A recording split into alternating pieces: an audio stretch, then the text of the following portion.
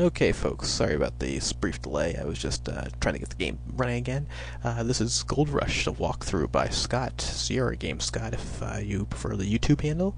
What we are doing now is we left off, we took care of some errands last time, and we are now heading over to the ticket office for the Stagecoach. As we mentioned, we're going to take the coach for the first round of this game, and we're going to go purchase tickets. As you can see, the game actually lets you look at the elapsed time. And we are at 10:29, and at 14 out, the game declares the gold rush, and the price of everything really just it skyrockets. So we need to take care of that now. We're in pretty good shape. I did save the game right before the newspaper, so we can hopefully get back to the shipping ticket office, and when we restore and go through the other two sets of or modes of transportation, the ship that goes through Panama, and the ship that goes around Cape Horn.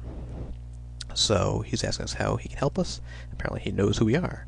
So we're going to buy a ticket. I knew at the instant you walked through the door, Jared. You have decided to head west. The first west I can get you is Independence, Missouri. There you'll join a wagon team heading west. The cost of a ticket to Independence is $200. Are you interested in a ticket? I am. That'll be $200 in cash. We'll pay the man. This ticket will get you to Independence, Missouri, Jared. Now I'm about to give you some information you might find helpful later, so listen up. I've enlisted you as a member of the Long Island Joint Mining and Stock Company. You should be able to locate the company once you arrive in Independence. To get started, show this ticket to the man at the livery stable, and have a safe trip. Good luck, Jarrett. Alright, that's all we pretty much need there, and we could actually leave right now and move on with the game, but there's a few more errands we want to run in town. We're not going to end up with a maximum amount of points, and part of the reason, maybe the entire reason, is because I just do not know what to tell the president at the bank. But we're going to get pretty close. Anyway, what I'm going to do is I'm actually going to pause the game, because we have to take a bit of a walk, and we'll be right back. Okay, we are back, and as you can see, I'm picking up a few flowers from the gazebo over here. We need that in a minute.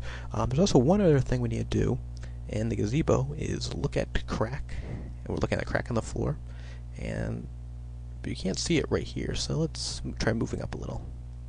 Alright, we see something sparkling. A closer look reveals a gold coin under the gazebo. Well, let's get that coin. You stretch your arm as far as humanly possible. The gold coin is almost beyond your reach, but you finally are able to grasp it. Alright, we got ourselves a gold coin. Doesn't do a lot of good here, but we'll see if that plays a role later on. Alrighty, so now we are heading, and one of the things I should mention is we actually are taking advantage a bit of a glitch in the game. If you see the elapsed time, it's 11:29. Let's take another look at the elapsed time. 11:29. Now, why are the seconds not counting down? The reason is because when you actually turn to fast mode, or I believe anything other than normal, maybe not slow mode, but we're not going to do that. That's way too slow.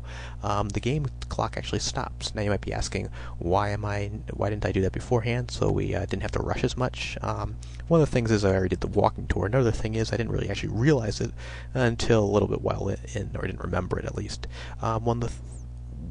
It's not a huge deal for us now. We're actually all caught up. If the stagecoach waits for us, and if the gold rush is declared, it doesn't affect us at all. We've already sold the house. We've already purchased our ticket.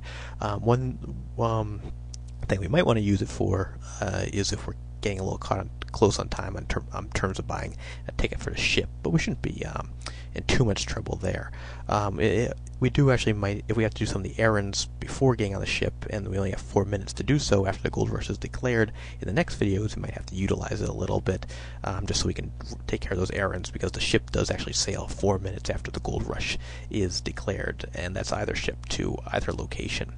One thing, though, is if it is in fast mode, we actually, I believe, have to turn back to normal mode, or else the ship will never sail, because time is frozen, and I believe the game clock will not allow the ship to sail until 18 minutes out. Anyway, I don't want to waste any more of your real time, so let's head on to the next part of the game.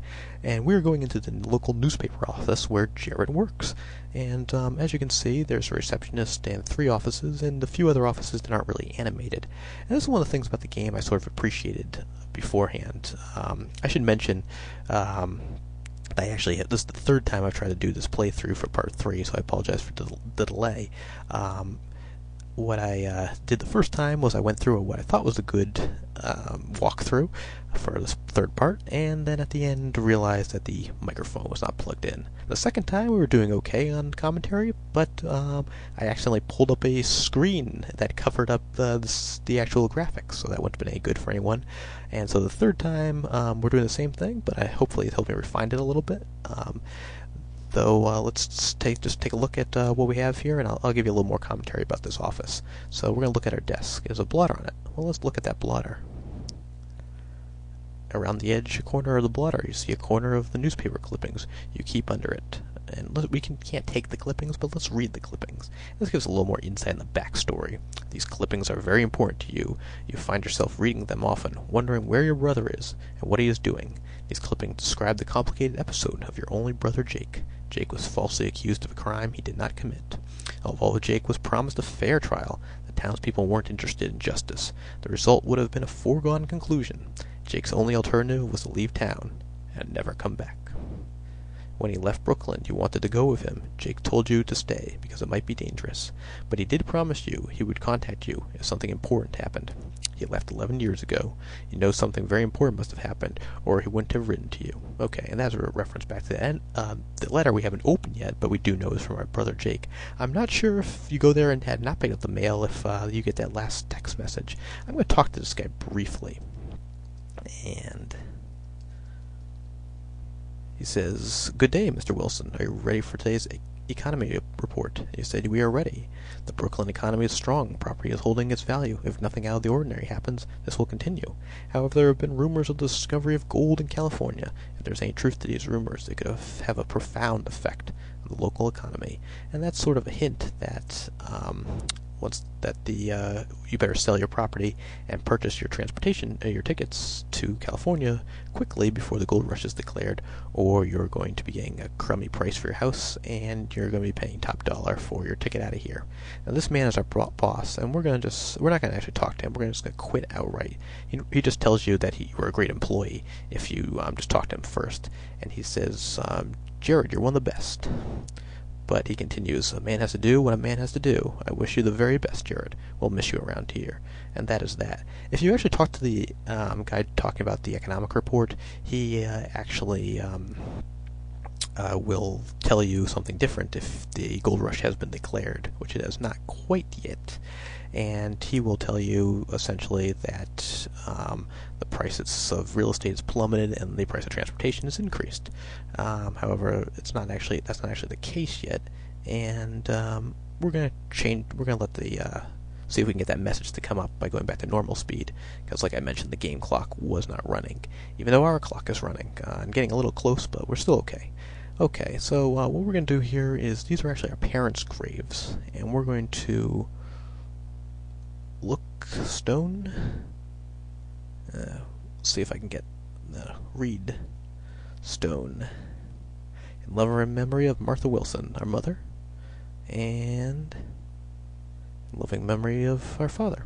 Okay, and we're going to place the flowers, and we're going to get a little bit more background now. When you visit your parents' graves, you bring a bouquet of flowers in their memory.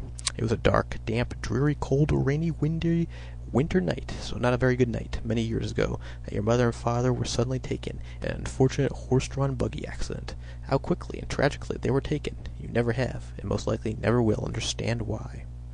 Alright, so apparently buggies can be just as dangerous as cars, as they can lead to unfortunate accidents. Something I wanted to mention about the office was I enjoyed really the detail of it, that they had all those offices, they had the non-operative offices, etc. That really gave, I think, the impression of being a real working office, and I think it's just one of the nice details the game had. And the reason I mention it now is I also think the graveyard is pretty well done. You can actually read a lot of those gravestones. We aren't going to do it for time considerations for this video, but some of them are humorous, some of them are just pretty matter-of-fact. But that's a nice attention to detail. I actually think the graveyard has more attention than some of the Quest for Glory games, the King's Quest games, even though it doesn't play much of a role at all in the game, other than trying to find your parents' grave and trying to being required, or at least wanting to put the flowers down. Now, we are coming over here to the livery stable, and we're going to go tell this guy that we're going to give him our ticket, and we're going to get ready to leave since we are coming up on the end of this video, and next one we'll start off in California, or heading to California. Hi, Jared, please wait outside. I'll be right out to help you. Which is kind of funny that he's actually walking out of the office, and the game actually triggers him talking to us as soon as we go into the office. Alright. What may I help you with? Let's give him the ticket. Midget says, not very politically correct, so you believe those rumors about the gold. I hope you strike it rich. Hey, Harry, bring that stage on over here. It's kind of funny that the game actually waits for you. I think it's just sort of be the easy mode, but it is kind of funny that the coach isn't going anywhere and just waiting for one man, especially when there's a gold rush about to start, but though it hasn't been declared yet. Anyway, we're getting close on time, so I'm cutting it off here, and we'll be back next time.